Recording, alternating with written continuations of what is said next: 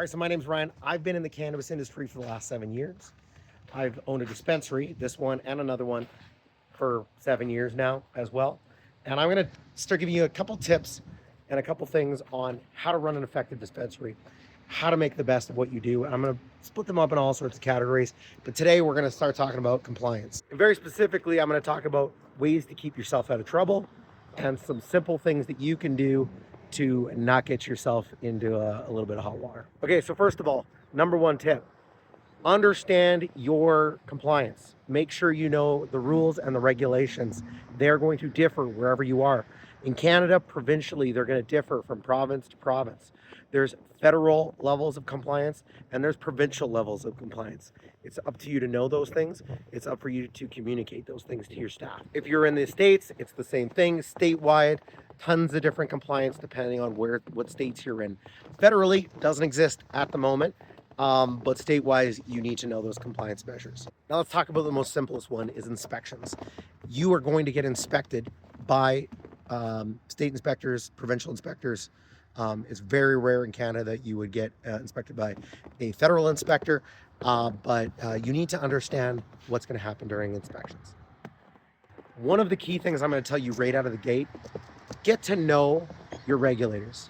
Have a good relationship with your inspectors. Reach out to them if you have questions. You should have some sort of regular person, but if you don't, that's fine. Just get to know them. Be nice to them, be kind to them, do the things that they're asking you to do. The honest to God truth with most inspectors is they're just there to do their jobs. They don't want to fuck around. They just want to get in and get out. So help them get in and get out. Another key point, don't be stupid. Don't do dumb things. If you're looking for bad prizes, play stupid games or whatever the saying is. All right. Next thing, communicate the regulatory boundaries. Make sure you're talking to your staff and your managers regularly about what they are required to do, what they can do, what they can't do. Make sure you communicate that on a general basis. Make sure you're training regularly. Even staff who've been with you for a while, make sure you're having them brush up on the individual things. Do spot checks, do secret shoppers. Have all those things done.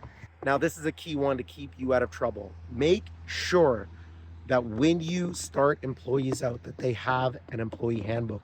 And in that employee handbook, when they sign off on it, it includes a section about their regulatory accountabilities, making sure they're IDing, making sure they're having to keep you regulatorily compliant. Make sure it's in your handbook and it's clear, and make sure that they sign it off. Number two, when you start new employees, if you have the ability to start them on your regulators training, if your regulator has training available, send them to that training. Most of the time that's going to be just scheduled e-training, Zoom calls, stuff like that. Inspectors maybe will come in and do physical training with them, but send them. That type of stuff is going to look good for you later on if shit happens. All right. Another one, print off and laminate the sections about IDing people who may be underage, and have those at the till on how to ID, what you should be doing for that. Have that at the till. Print those pages, physically laminate them, put them at your tills. And that way, something ever goes wrong, you can say, hey, listen, it's here. Why didn't you read it? Or they have it. I'm not sure why they didn't look at it. One of the more simple ones that just seems obvious, set the standard, all right? It's not acceptable for your staff to not ID. Every province in Alberta, the rule here is if you appear to be under the age of 25. Our rule, if you appear to be under the age of 30. We just set the standard and the bar higher. Make sure you're doing it. Make sure your staff are doing it. No exceptions ever. Always ID. Sometimes you're going to piss people off, but really the feedback to them is it's out of our control. There's nothing we can do. We have no control over it. We don't like it any more than you do, but it is what it is, and we have to ID you. Which means that sometimes people might walk away from you, but it is not worth it. Trust me, you just can't do it. So make sure IDing, make sure it's clear. Be a responsible business member and a community member. Document in different sheets all of your license numbers. Make sure that your employees' licenses are all up to date. Make sure you have them documented. Make sure they're there and available with our managers so that everything is there and you're protected and all of your detail is correct.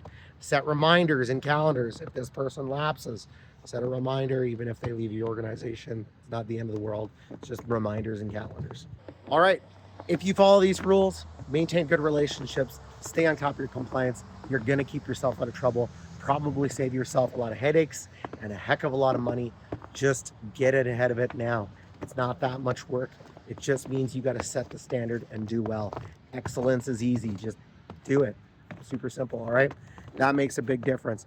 I'm gonna drop a whole bunch more videos on running an effective dispensary. I wanted to do this one because it's one of the most critical and important ones right out of the gate. But tell me what you think. Like, comment, subscribe, throw it down below. We're gonna do a whole bunch more coming up here. I'd love to know any questions